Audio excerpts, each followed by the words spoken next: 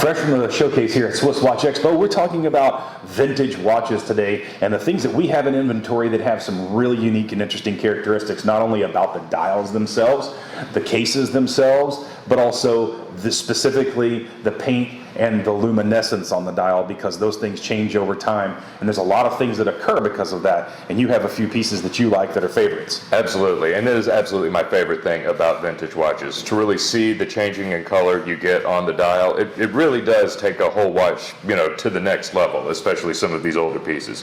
These first two right here are probably my favorites. We have here an Omega Speedmaster Pre-Moon, I believe, 321. This one actually has just the Omega Speedmaster emblem etched on the back, not the first watch worn on the moon. So this actually predates that, I believe. And not imprinted on the back. You said etched. I wanted to highlight that because that's really important. And as you can tell, this one, obviously no lume left on this market, but you got this beautiful brown patina color that you see on so many of these vintage Seamasters, or Speedmasters, I'm sorry, as they age. And it really does add a lot of definition between the black on the dial and the color of the lume. So even though it's sort of turning a darker color, you still get that high contrast with the dial. So the markers still look absolutely beautiful. It also matches that vintage leather strap too. They go hand in hand, something that's really cool over time. Now, one of the things I think we should point out to folks is, especially on the Omegas, the lume does tend to come off over time. So if you get one of these watches, a lot of people think, well, I want them exactly patinaed and I want it all together and this kind of thing. The thing is that these watches over time, it's got like a paper thin material that the luminescence is actually painted on. So it's going to crumble off, especially in between the Omega Speedmaster, because there's literally a gap on the hands, right down the center. There's no way to avoid that. As this watch gets older and as it gets jostled around and vibrated around, that's probably going to come off. And it may even leave some things in the dial, little specks of things in the dial. Don't be afraid of that. That's actually normal. Does it detract from the value of the watch? Well, I would tell you, if you're going to do nothing but sit there and stare at the watch in a vacuum sealed case and it's low humidity and it's like just perfectly preserved, then fine. Maybe that's not the watch for you. But if you want to wear this watch absolutely every day, do it. Don't let this watch sit around, because the longer you wear it, the older that it gets, the more valuable it is as far as I'm concerned, just for being a personal value item. I mean, what's the point of having it in a vacuum sealed case, to me, unless you're just wanting something that's going to be worth $10 million in the future. Absolutely. And if you love patina, that's not what you're going to be doing with your watches anyway. Exactly. This was probably my absolute favorite here. This is a Rolex Seadweller, and as you can tell with the dive watches, you've got the real big lume that was originally supposed to glow up real bright, and now you see it's all turned this uniform tan color. Really one of the best examples of patina you can get on a vintage dive watch that I've ever seen, and vintage Rolex collectors I know are going to absolutely flip over this. It's absolutely beautiful. I'm holding up this one because one of the things that you pointed out earlier, this one has the patina on the lume, but this one has the patina on the dial. Now, it's going to be really hard to be able to see it under normal light circumstances, but this particular dial is called a spider dial. It has a crazing in it. The dial and the paint on the dial has cracked in a very unique pattern. It's such a cool piece. It's almost like stained glass window. Absolutely. It's got that real unique pattern in it. I'm a huge fan of the spider dials because every single one is different from all different types, especially depending on the manufacturer. This one's literally the coolest watch I've ever seen. I honestly would like to own this watch because the way that the aged patina on the dial looks. Yes. So, and look, they're both Submariners, and they're both very similarly aged. They just aged differently, which is important to note, right? Right. Whoop. So go ahead. All right, so I think next was something an example you were using. The watch you're currently wearing, and this beautiful looking Luminor, is an example of manufacturers and brands really trying to capitalize on the craze that people have for these colors on the patina. Right. So this is what some collectors are calling the faux patina, where they have very much a weathered sort of look on the color. And yeah, I don't know if you can get a close-up on both of these. These are two great examples of two brands that love doing this. We've got, I believe, a Tudor Pelagos right there, and this, of course, being a Panerai Luminor. Both look really great on distressed straps, which I think goes hand in hand with this color of patina we're talking about. Right. And so the reason for the faux patina is because, number one, at the original moment that they introduced the faux patina, there were supposed to be two ideas here. One was, it was very difficult to find watches that had the patina on them because a lot of people literally would toss things away, or they would send them back to the manufacturer for service, and service departments would say, oh, you need a new dial and hands. They don't glow anymore, so let's replace all of this stuff. I mean, they're in the business to make money, right? Of course. So, and this is what we tell people a lot of times here at SwissWatchExpo. First of all, when you buy a watch that has a history to it, a lot of people ask us, has the dial been changed and all these other things. Listen, we want to make sure that you understand that do not change the dial. We don't change anything here at SwissWatchExpo when the watches are serviced. When they come in, they come in, they leave exactly how they looked. We don't monkey with anything like that. That's real important for a lot of people because when the service manufacturers want to change things out and update them, and that's fine.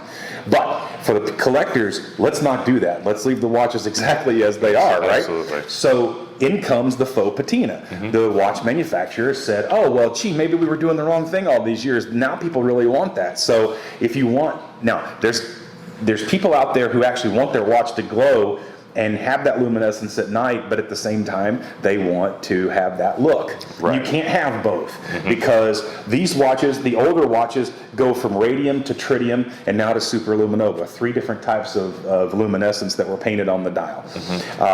And now the stuff that they use is superluminova. Now the Tudor actually uses a gel inside of each one of the markers as well as around the outside of the bezel.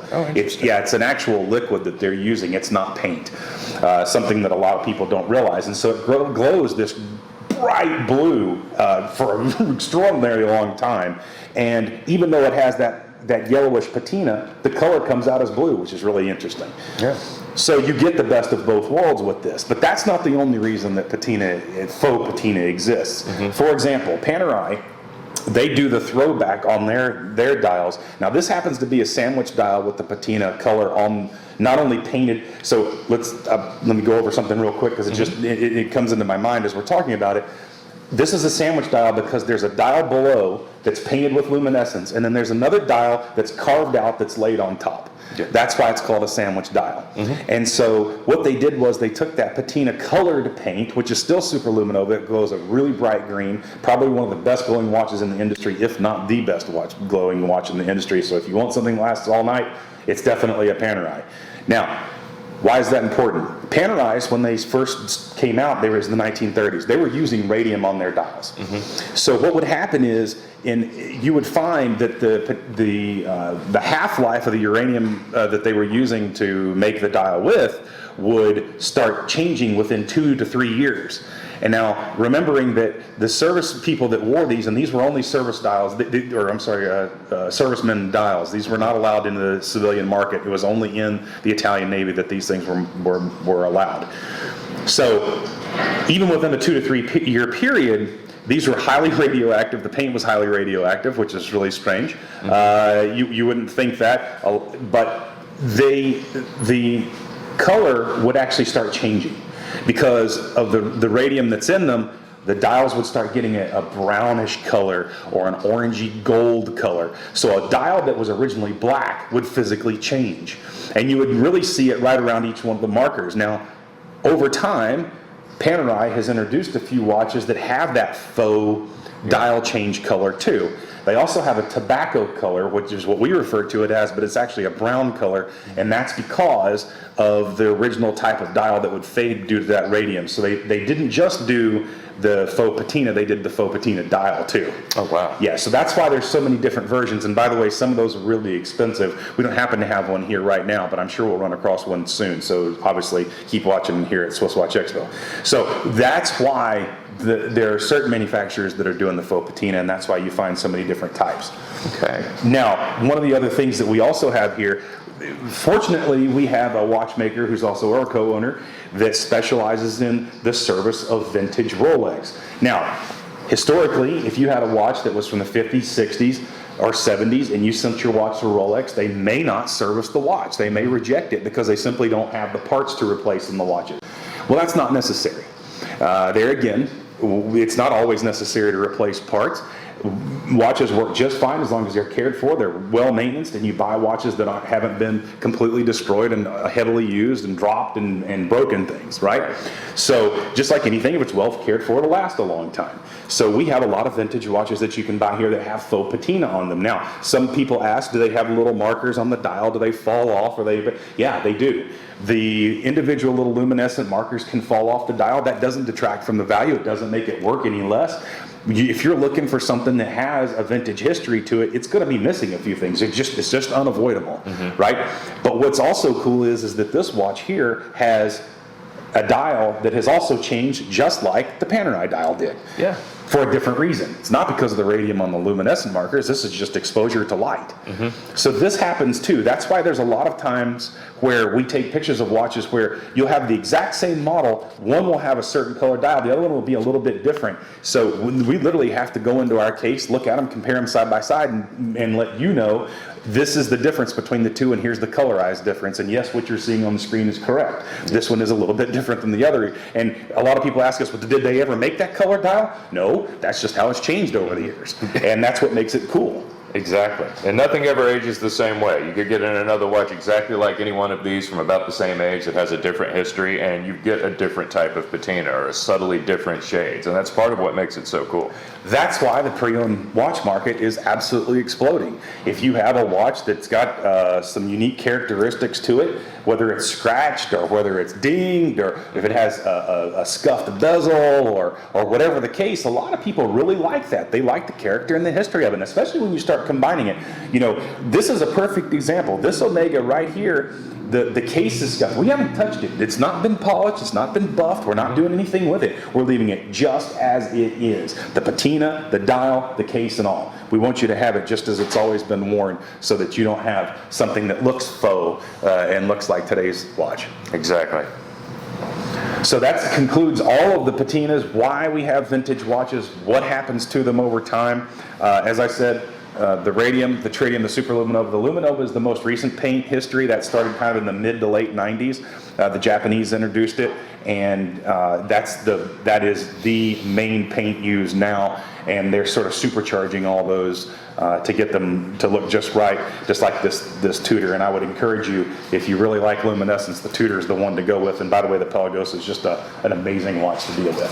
Fresh from the showcase here at Swiss Watch Expo. Chat with us, find us at SwissWatchExpo.com, and give us a call if you have any questions.